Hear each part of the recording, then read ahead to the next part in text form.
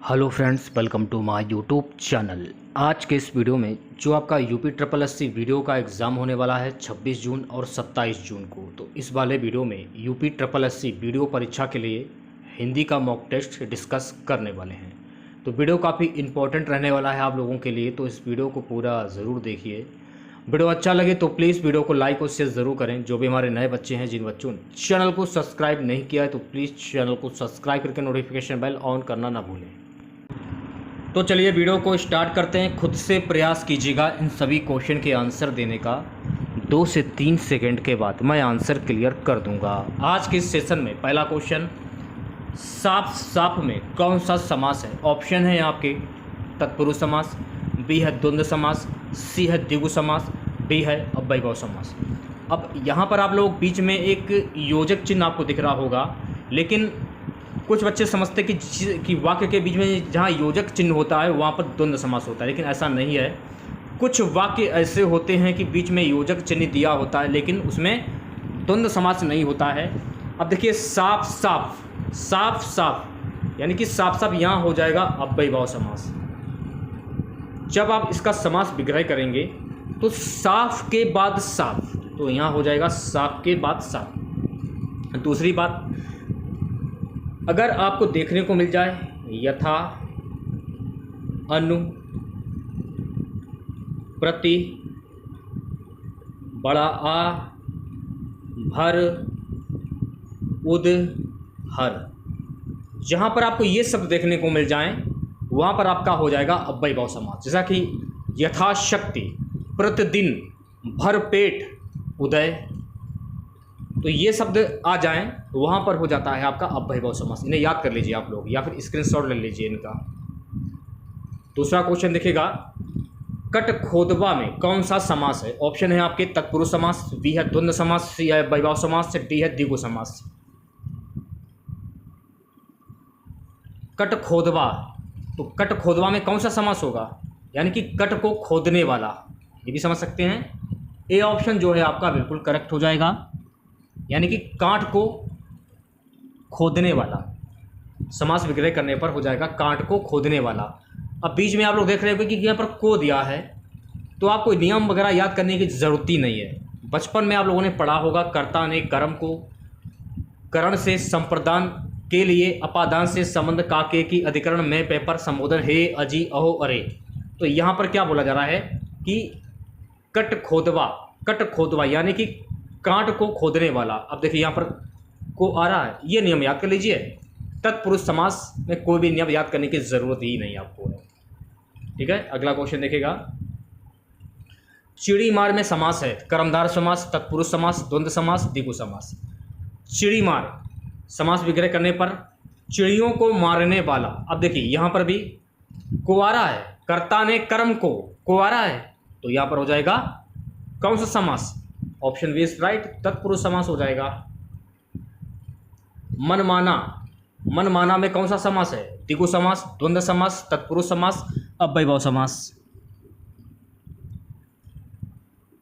समास विग्रह करने पर हो जाएगा मन से माना हुआ। अब देखिए, मन से माना हुआ ना, से, तो देखिए करण से आ रहा है, तो यहां पर हो जाएगा कौन सा समास? मनमाना में कौन सा समास हो जाएगा? तत्पुरुष समास। सी ऑप्शन जो है आपका ये बिल्कुल सही हो जाएगा। स्वर्ग प्राप्त में समास है, द्वंद्व समास, द्विगु समास, अव्ययभाव समास, तत्पुरुष समास। समास विग्रह करने पर क्या होगा? स्वर्ग की प्राप्ति, कर्ता ने कर्म को आंख बंद करके तत्पुरुष समास पर टिक कर दीजिए। स्वर्ग अलग है, प्राप्त अलग है, ऐसे भी आप समझ सकते हैं। इसमें देखिए, मन अलग है, माना अलग है, इसमें भी तत्पुरुष समास है। चिड़ी मार, चिड़ी अलग है, यानी कि चिड़ियों को मारने वाला, चिड़ी अलग, मार अलग, तो इस प्रकार से आप लोग समझ सकते हैं, ठीक है। तो यहाँ हो जाएगा स्वर्ग की प्राप्ति है, यहाँ हो जाएगा तत्पुरुष समास, डी ऑप्शन करेक्ट हो जाएगा। संधि देख लीजिए, अत्याचार में कौन सी संधि है? वृद्ध संधि, यण संधि, दीर्घ संधि, गुण संधि। सबसे पहले तो आप तोड़ना सीखिए। इसका संधि विच्छेद क्या होगा? अति, धन आचार, तोड़ने पर मैं बता रहा हूँ अति धन आचार, ये होगा ना। अब आपको ये पता करना है कि अत्याचार में कौन सी संधि होगी। तोड़ने पर अति धन आचार, इसको तो मान लिया जाएगा छोटी ई, ठीक है, और इसको मान लिया जाएगा बड़ा आ, तो छोटी ई प्लस बड़ा आ हो जाएगा या से यज्ञ। दूसरी बात, यण संधि को बोलते हैं इकोई ऋचि, यह आपको ध्यान रखना, ये भी पूछा जा सकता है पेपर में। हस्व अथवा दीर्घ, छोटी ई छोटा ऊ री के बाद यदि कोई अस्वर्ण इनमें भिन्न स्वर आता हो तो छोटी ई अथवा बड़ी ई के बदले या छोटा ऊ अथवा बड़ा ऊ के बदले में वह री के बदले रा हो जाता है, इसे यण संधि कहते हैं। जैसे कि इत्यादि, इत धन आदि, अत्याचार अति धन आचार, अत्यावश्यक अति धन आवश्यक, ये आपको ध्यान रखना। ये सभी जो है यण संधि के ये उदाहरण है, ठीक है। पित्रादेश में कौन सी संधि होगी? पित्रादेश में कौन सी संधि होगी? दीर्घ संधि, यण संधि, गुण संधि, वृद्धि संधि। तोड़ने पर पितृ धन आदेश, यही होगा ना, पितृधन आदेश। तोड़ने पर बता रहा हूँ, अगर आप लोगों ने तोड़ना सीख लिया ना तो संधि आप लोगों के लिए कुछ भी नहीं रहेगी। अब देखिए तोड़ने पर क्या होगा, पितृधन आदेश, पितृधन आदेश, ठीक है। तो री प्लस बड़ा आ हो जाएगा रा। तो ये पूछा जा रहा है कि इसमें कौन सी संधि होगी, तो यहाँ हो जाएगी यण संधि, बी ऑप्शन करेक्ट हो जाएगा। चलिए बढ़ते हैं अगले क्वेश्चन की ओर। अगला क्वेश्चन देखेगा, स्वागतम का संधि विच्छेद क्या होगा? देखिए स्वागतम का संधि विच्छेद हो जाएगा सुधन आगतम, बी ऑप्शन करेक्ट हो जाएगा, सुधन आगतम हो जाएगा। नवा क्वेश्चन देखेगा, उपयुक्त का सही संधि विच्छेद क्या होगा?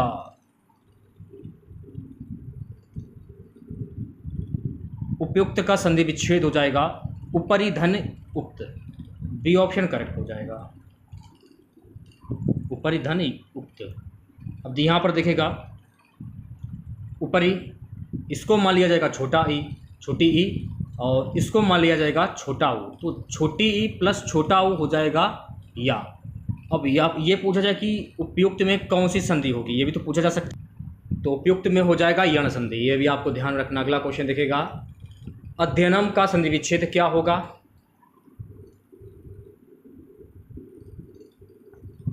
देखिए अध्ययनम का संधि विच्छेद हो जाएगा अधिधन अयनम, बी ऑप्शन करेक्ट हो जाएगा। ओके, अगले क्वेश्चन की ओर बढ़ते हैं।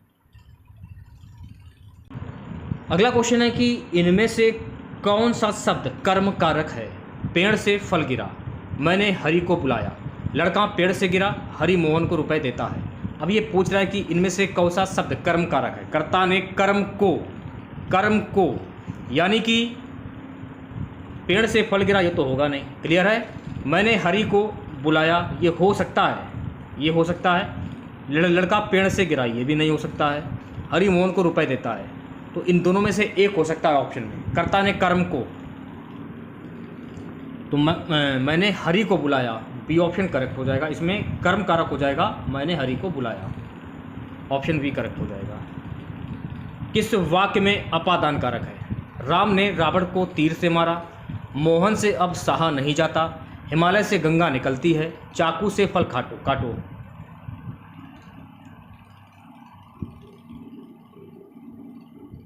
तो यहाँ पर क्या हो जाएगा? देखिए अपादान से, कर्ता ने कर्म को, 1 मिनट देख लीजिए अब एक बार थोड़ा सा। अपादान से दे सकते हैं, अपादान से संबंध काके की अधिकरण मैं पेपर, अपादान से। अब क्वेश्चन में क्या पूछ रहा है? अध्ययन 11वां कर्म का योग, हाँ ये भाई क्वेश्चन, किस वाक्य में अपादान कारक है? तो यहां पर बात हो रही है अपादान कारक की, तो हिमालय से गंगा निकलती है, सी ऑप्शन करेक्ट हो जाएगा। अपादान से, सी ऑप्शन करेक्ट हो जाएगा। अच्छा एक बात बताइएगा, कारक के कितने भेद होते हैं? 7, 8, 9 या 10? देखिए कारक के कुल 8 भेद होते हैं, बी ऑप्शन करेक्ट हो जाएगा। कारक के कुल 8 भेद होते हैं, जिनके हैं नाम कर्ता, कर्म, करण, संप्रदान, अपादान, संबंध, अधिकरण और संबोधन कारक हैं, ये आपको ध्यान रखना। अगला क्वेश्चन देखिएगा 14वां। लोटा छत से गिरा में कौन सा कारक है? कर्म, अपादान, करण, अधिकरण। लोटा छत से गिरा, तो यहां पर देखिए अपादान से यानी कि यहां पर कौन सा कारक हो जाएगा? जाहिर सी बात है अपादान कारक, बी ऑप्शन करेक्ट हो जाएगा। आंख बंद करके अपादान कारक टिक कीजिए। रेखांकित का कारक बताइए। मेढक को पत्थर से मत मारो। अधिकरण कारक, संबंध कारक, करण कारक, कर्म कारक। कर्ता ने करण को यानी कि मेढक को पत्थर से मत मारो, तो को आ रहा है, करण कारक हो जाएगा। सी ऑप्शन करेक्ट हो जाएगा। स्थावर का विलोम शब्द क्या होगा भाई? चंचल, चेतन, जंगम, सचल। स्थावर का विलोम शब्द क्या होगा? स्थावर का विलोम शब्द हो जाएगा जंगम। सी ऑप्शन करेक्ट हो जाएगा। ओके, अगला क्वेश्चन है गाइस कि ग्रस्त का विलोम शब्द क्या होगा? मुक्त, सुक्त, लुप्त, ग्रह। ग्रस्त का विलोम शब्द क्या होगा? ग्रस्त का विलोम शब्द हो जाएगा मुक्त। ऑप्शन ए करेक्ट हो जाएगा। ओके, अगला क्वेश्चन देखिएगा। मूक का विलोम शब्द क्या होगा भाई? अल्पभाषी, वाचाल, मृदभाषी, कटुभाषी। मूक का विलोम शब्द क्या होगा? देखिए मूक का विलोम शब्द हो जाएगा ऑप्शन बी, वाचाल हो जाएगा मूक का विलोम शब्द। ओके, 19वां क्वेश्चन देखिएगा। उन्मूलन का विलोम शब्द क्या होगा? अवमूल्यन, विश्लेषण, रोपण, संश्लेषण। उन्मूलन का विलोम शब्द क्या होगा? तो उन्मूलन का विलोम शब्द हो जाएगा सी ऑप्शन, यानी कि रोपण हो जाएगा। जंगम का विलोम शब्द क्या होगा? अंगम, दुर्गम, स्थावर, चंचल। जंगम का विलोम शब्द क्या होगा? जंगम का विलोम शब्द हो जाएगा सी ऑप्शन, स्थावर। ओके, चलिए बात करेंगे अगले क्वेश्चन की। रस का शाब्दिक अर्थ क्या होता है? आभूषण, रोशनी, आनंद, इनमें से कोई नहीं। रस का शाब्दिक अर्थ क्या होगा? तो रस का शाब्दिक अर्थ होता है आनंद। सी ऑप्शन करेक्ट हो जाएगा। एक बार रस के बारे में जान लीजिए। रस का शाब्दिक अर्थ है आनंद। काव्य में जो आनंद आता है वह ही काव्य का रस है। काव्य में आने वाला आनंद अर्थात रस लौकिक ना होकर अलौकिक होता है। रस काव्य की आत्मा है। अगला क्वेश्चन देखिएगा। जिस पल स्त्री को देखकर स्थायी भाव जागृत होते हैं वह है आलंबन, अनुभाव, संचारी भाव, उद्दीपन। जिस पल स्त्री को देखकर स्थायी भाव जागृत होते हैं वो होता है उद्दीपन। डी ऑप्शन करेक्ट हो जाएगा। ओके, अगला क्वेश्चन देखिएगा। हृदय के वे भाव जो सुसुप्त अवस्था में पड़े होते हैं विषय को देखकर जागृत होते हैं, ये क्या कहलाते हैं भाई? तो ये कहलाते हैं स्थायी भाव। ऑप्शन ए करेक्ट हो जाएगा। 24वां क्वेश्चन देखिएगा। जब कोई व्यक्ति एक के अतिरिक्त और भी लोगों के प्रति भाव रखता है यह क्या कहलाता है? व्यभिचारी भाव, अनुभव, स्थायी भाव, इनमें से कोई नहीं। सही जवाब हो जाएगा ऑप्शन ए, व्यभिचारी भाव। व्यभिचारी भाव कहलाता है। किस रस को रसराज कहा जाता है? देखिए श्रृंगार रस को रसराज कहा जाता है। बी ऑप्शन करेक्ट हो जाएगा। श्रृंगार रस को रसराज कहा जाता है। श्रृंगार रस को रसराज माना गया है क्योंकि यह अत्यंत व्यापक है। श्रृंगार शब्द दो शब्दों से मिलकर बना है, श्रृंग धन आर। श्रृंग का अर्थ है कुमुद्रिक और आर का अर्थ होता है वृद्धि या प्राप्ति। श्रृंगार रस इसका स्थायी भाव रति होता है। नायक और नायिका के मन में संस्कार रूप में स्थिर रति या प्रेम जब रस की अवस्था में पहुंच जाता है तो वह श्रृंगार रस कहलाता है। इसके अंतर्गत सौंदर्य, प्रकृति, सुंदरबन, बसंत ऋतु, पक्षियों का चहचहाना आदि के बारे में वर्णन किया जाता है। अलंकार का शाब्दिक अर्थ क्या होता है? सार, आनंद, आभूषण, रोशनी। देखिए अलंकार का शाब्दिक अर्थ होता है आभूषण। सी ऑप्शन करेक्ट हो जाएगा। अलंकार का शाब्दिक अर्थ होता है आभूषण। ये दो शब्दों से मिलकर बना है। अलम धनकार। जिस प्रकार स्त्री की शोभा आभूषणों से होती है उसी प्रकार काव्य की शोभा अलंकार से होती है। इसे ऐसे भी समझ सकते हैं कि जो शब्द आपके वाक्यांश को अलंकृत करें वह अलंकार कहलाता है। 27वां क्वेश्चन देखिएगा। जब किसी वर्ण की आवृत्ति बार बार होती है वहां पर कौन सा अलंकार होता है? अनुप्रास, यमक, श्लेष, उपमा। ए ऑप्शन करेक्ट हो जाएगा, यहां पर हो जाएगा अनुप्रास अलंकार। बार बार आवृत्ति होती है, अनुप्रास कहता है। जब किसी काव्य को सुंदर बनाने के लिए वर्ण की बार बार आवृत्ति होती है, जैसे कि चारों चंद्र की चंचल किरणें खेल रही थी जलथल में, तो इसमें चा चा चा बार बार आ रहा है, अनुप्रास अलंकार हो जाएगा। अगला क्वेश्चन देखिएगा, इन पंक्तियों में कौन सा अलंकार है?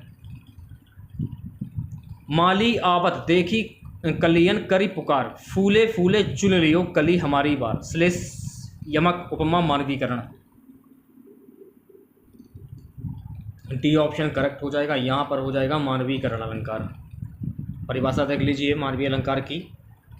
जहाँ अचेतन वस्तु का चेतन अथवा जीवित प्राणी के समान वर्णन किया जाए, अर्थात जब प्रकृति के पदार्थों पर मानवीय क्रियाकलापों का आरोप कर दिया अथवा प्रकृति की वस्तुओं को मनुष्य की तरह कार्य करते हुए प्रकट किया जाए, वह मानवीकरण अलंकार होता है। अगला क्वेश्चन देखेगा, जहाँ उप में तथा उपमान में पूर्ण रूपेण भ्रम हो जाए, कौन सा अलंकार कहलाता है? संदेह, भ्रातिमान, विभावना, असंगति।